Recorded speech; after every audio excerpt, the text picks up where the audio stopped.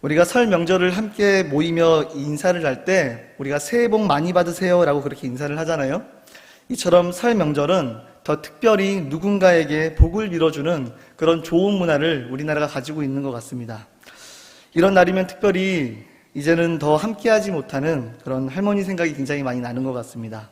명절을 찾아뵈면 그저 손을 이렇게 잡아주시며 아이고 내 손주, 아이고 내 큰손주 이렇게 하시면서 주머니에서 쌈짓돈도 이렇게 꺼내주셨고, 그리고 고생이 많다라고 그렇게 안아주시고, 새해 인사를 드리면 하나하나 아주 정성스럽게 복을 빌어주시면서 덕담을 해주시던 그 따뜻했던 그 할머니의 그 말씀들이 너무나 생각이 많이 납니다.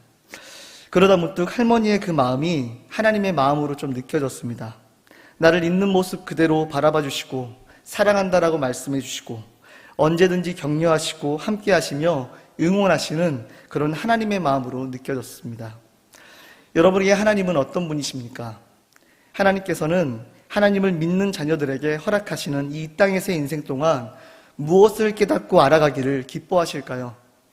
요한일서 5장 13절에서 요한은 이렇게 고백을 합니다. 내가 하나님의 아들의 이름을 믿는 너희에게 이것을 쓰는 것은 너희로 하여금 너희에게 영생이 있음을 알게 하려 함이라. 여러분, 이 말이 참 재미있습니다.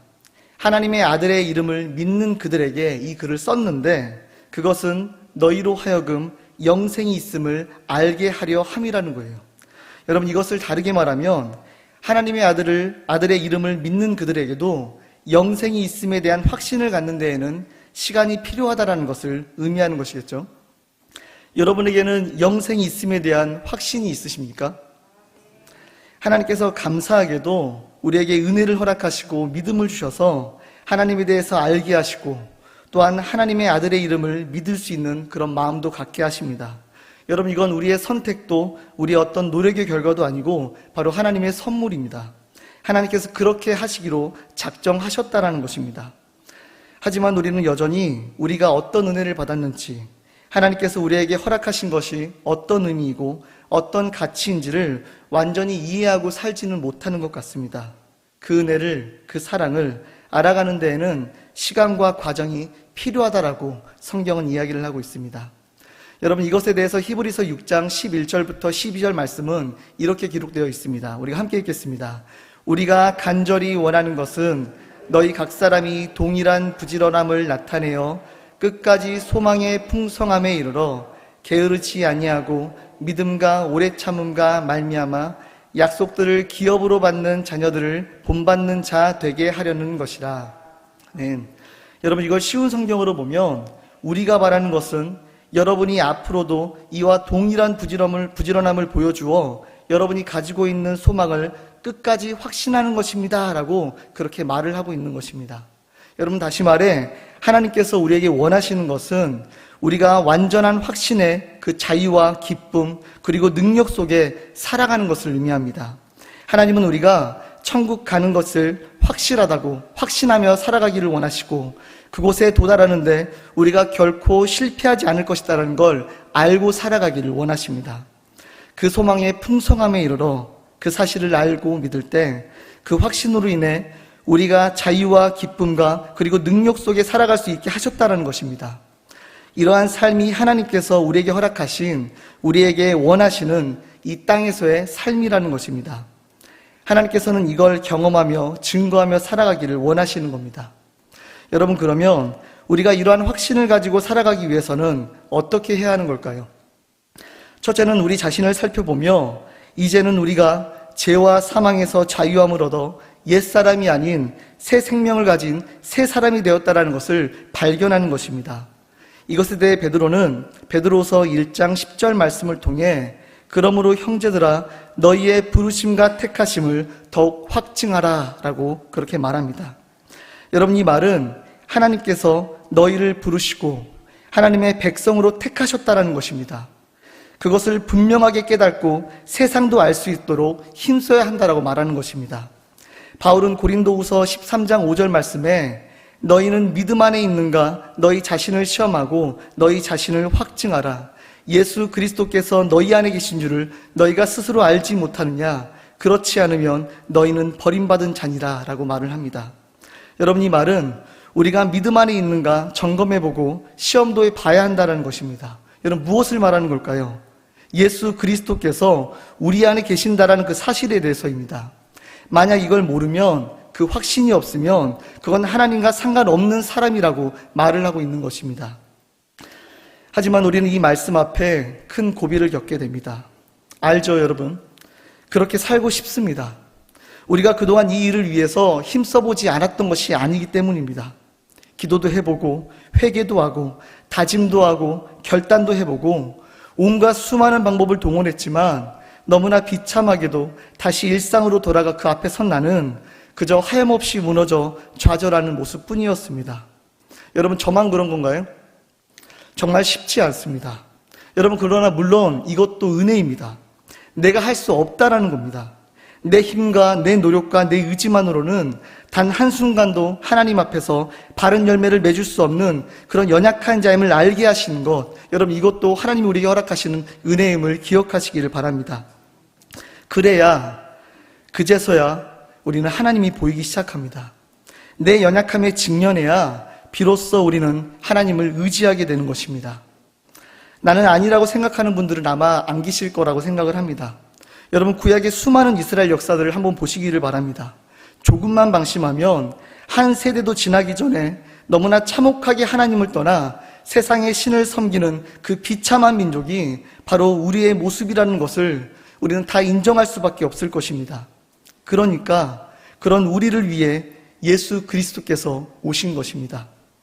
불가능한, 가망 없는, 그래서 오직 예수 그리스도 십자가의 은혜 없이는 너 사망이라는 이 판정을 받을 수밖에 없는 그런 우리에게 오직 하나님의 선택과 은혜로 인해 구원을 주시려고 우리의 죄를 대신해서 십자가에 달려 죽으심으로 우리의 죄를 해결하시고 부활하셔서 그를 영접하는 자, 곧 그 이름을 믿는 모든 자들에게 하나님의 자녀가 되는 권세를 주신 것입니다.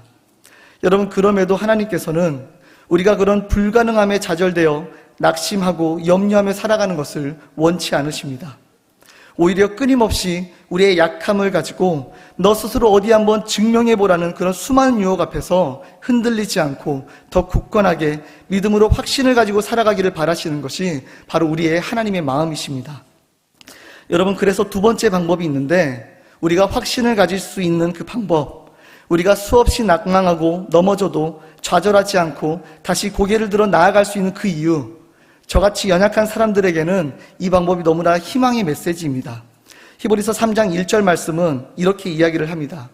그러므로 함께 하늘의 부르심을 받은 거룩한 형제들아, 우리가 믿는 도리의 사도이시며 대제사장이신 예수를 깊이 생각하라. 히브리서 12장 2절 말씀에는 믿음의 주요 또 온전케 하시는 이인 예수를 바라보자 라고 그렇게 기록되어져 있습니다. 지난 몇 년 동안 이 히브리서의 말씀은 저에게 표대였고 인생 말씀이었습니다. 믿음의 주요 또 온전케 하시는 이인 예수를 바라보자라는 것입니다. 내 스스로의 힘으로는 하나도 믿을만하지 않고 온전할 수도 없는 그런 부끄러운 나에게 집중하기보다 믿음의 주요 또 온전케 하시는 이인 예수를 바라보자라는 것입니다. 다시 말해서 이것은 스스로 구원받았음을 증명하기 위해 내가 무엇을 하고 있는지에 집중하기보다 하나님이 그 백성을 구원하시기 위해 무엇을 하셨는가에 초점을 맞추자는 것입니다. 내가 무엇을 할 수 있나?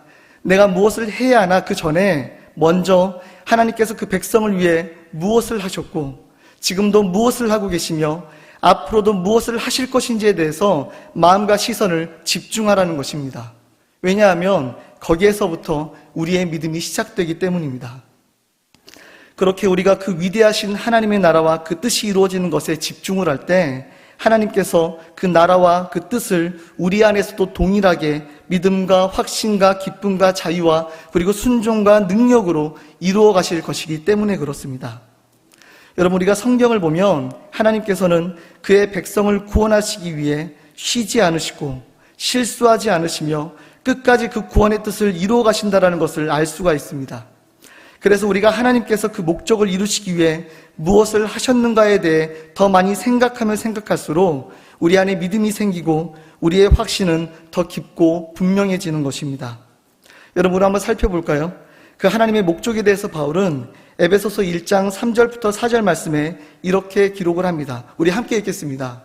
우리 주 예수 그리스도의 하나님과 아버지께 찬송을 드리며 그리스도 안에서 하늘의 모든 신령한 복으로 우리를 축복하신 이시니 그가 세상의 기초가 놓이기 전에 우리를 그 안에서 택하셨으니. 아멘. 바울은 하나님을 마음을 다해서 찬양을 합니다.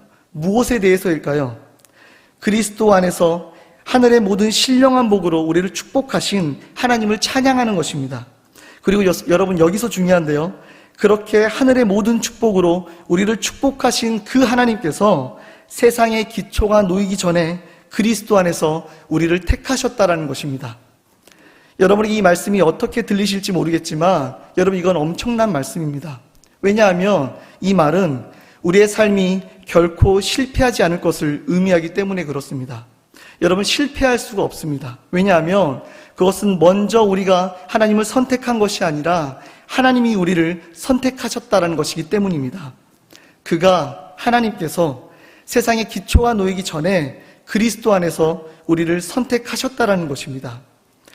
여러분 우리의 구원은 그리스도를 믿겠다라는 우리의 선택으로 시작되는 것이 아닙니다. 우리의 구원은 온 세상, 이 우주가 창조되기 전에 하나님이 구속의 역사를 계획하시고 그의 아들의 죽음과 부활을 정하셨으며 그리스도를 통해 우리를 하나님의 백성으로 선택하셨을 때 이미 시작되었다는 것을 의미를 합니다. 여러분 이것은 우리가 확신할 수 있는 아주 중요한 근거가 됩니다. 우리는 이것을 아주 깊이 생각해 보아야만 합니다.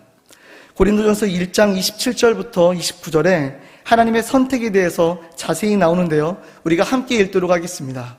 그러나 하나님께서 세상에 미련한 것들을 택하사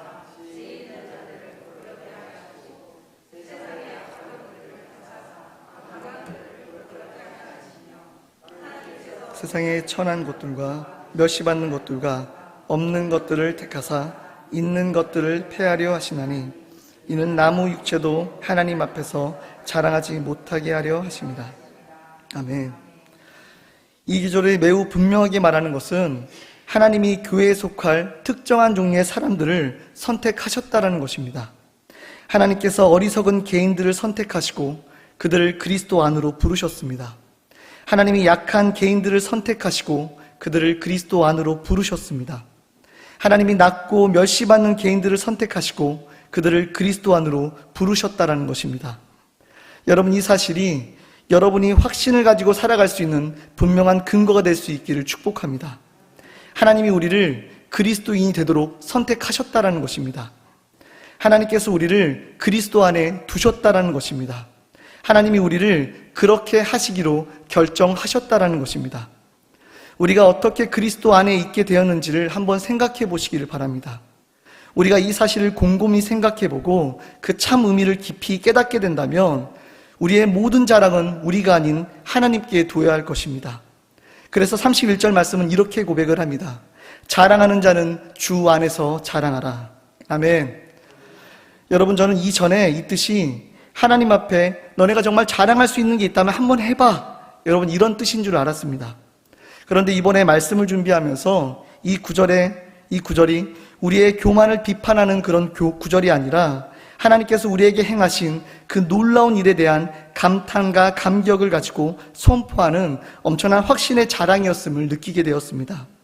이 뜻은 우리의 부르심과 선택이 다 하나님의 선택에 의해서임을 깨닫고 그 마음에 엄청난 평화와 확신, 용기, 힘, 사랑이 솟아오르게 만들어 그 어떠한 상황 속에서도 계속 나아가게 만드는 그런 말씀이었습니다. 왜냐하면 하나님께서 선택하셨다는데 하나님이 온 세상을 창조하시고 다스리시는 그 하나님께서 그리고 후회하지 않으시는 그 하나님이 분명한 목적과 이유를 가지고 우리를 부르시고 선택하셨다는 것입니다. 여러분 이 말이 여러분 너무나 든든하고 힘이 되지 않습니까? 이 세상 그 누가 뭐라고 하더라도 누가 이 말씀 앞에 따질 수 있겠습니까? 하나님께서 그렇게 하시기로 그렇게 선택하시기로 작정하셨다는 것입니다. 그를 통해 하나님을 자랑하도록 그렇게 하셨다라는 거예요. 여러분 이 사실이 이 진리가 바울이 확신을 가지며 하나님을 찬송했던 이유가 되었던 것처럼 동일하게 우리의 마음에 평화와 확신과 용기, 힘, 사랑이 샘솟는 그 이유가 될 수 있기를 예수님의 이름으로 축복합니다. 이제 말씀을 좀 정리하도록 하겠습니다. 여러분, 하나님을 신뢰하시기를 바랍니다. 하나님의 선택을 신뢰하시기를 바랍니다. 사실 저는 하루하루 살면서 제 스스로에게 실망할 때가 너무나 많습니다. 예수님이 광야에서 시험을 받으실 때 사단이 그렇게 예수님을 시험을 했죠. 너가 정말 하나님의 아들이라면 한번 증명해봐. 그때 예수님은 너무나 멋있게 당당하게 하나님을 시험하지 말라 딱 이렇게 말씀을 하시잖아요.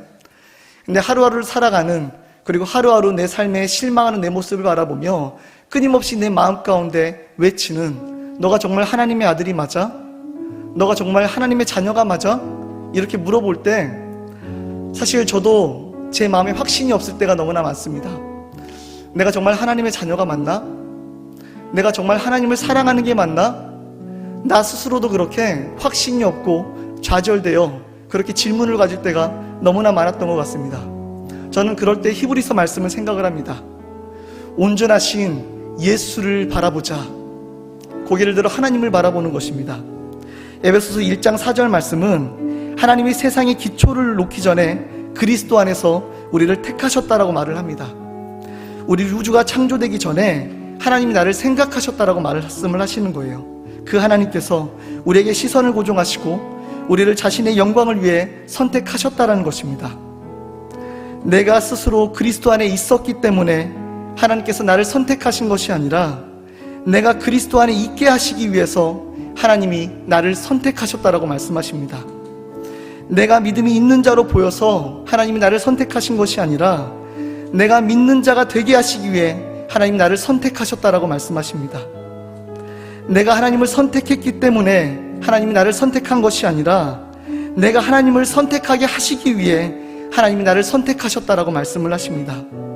내가 거룩하거나 선하기 때문에 하나님이 나를 선택하신 것이 아니라 내가 거룩하고 선하게 되게 하시기 위해서 하나님이 나를 선택하셨다라고 하나님은 말씀하고 계십니다. 할렐루야. 여러분, 이 진리가, 이 고백이 우리를 자유케 하며 하나님 앞으로 믿음으로, 확신으로 그렇게 나아갈 수 있는 이유가 되기를 예수님의 이름으로 축복합니다. 자랑하는 자는 주 안에서 자랑하라. 하나님께서 하늘에 속한 모든 신령한 축복을 우리에게 주셨음을 기억하며 우리에게 허락하시는 사랑과 은혜를 마음껏 자랑하며 그렇게 증거하는 인생이 되시기를 예수님의 이름으로 축복합니다.